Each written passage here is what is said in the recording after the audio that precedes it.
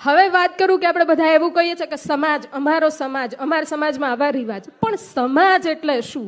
સમાજની પરિભાષા શું છે? એવા લોકોનો સમૂહ કે જે એક જેવા કપડાં પહેરે છે, એક જેવી રહેણી કહેણી ફોલો કરે છે, એક જેવું ખાય છે, એક જેવું પીવે છે? નહીં.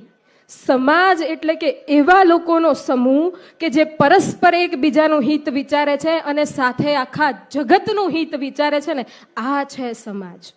પરસ્પર એકબીજાને કેવી રીતે મદદરૂપ થઈ શકીએ અને સાથે ભેગા મળીને આખા જગતને કેવી રીતે મદદરૂપ થઈ શકીએ ને, આ છે સમાજ. પણ આપણે તો સમાજની પરિભાષા જ બદલી નાખી છે.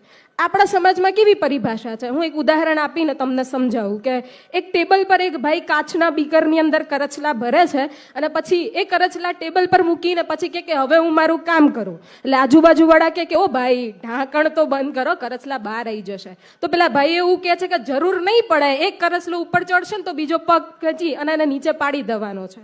એટલે એક પણ કરચલું આમાંથી બહાર નહીં આવે. ને આપણા સમાજની પરિભાષા અત્યારે આવી છે કે આપણે પરસ્પર એવી હરીફાઈમાં લાગ્યા છે ને કે આને આટલું મામેરું કર્યું તો મારે આટલું કરવું પડશે, આને આવો મંડપ બાંધ્યો તો મારે એનાથી વધારે બાંધવો પડશે, આને આવો જમણવાર કર્યો મારે એનાથી વધારે કરવો પડશે, આનો આવો બંગલો કર્યો હું એનાથી ડબલ મોટો બંગલો કરીશ. આપણે પરસ્પર એવી હરીફાઈમાં લાગ્યા છીએ ને કે જેથી આપણે આર્થિક રીતે બહુ પાછળ ફંડોળાયા છીએ.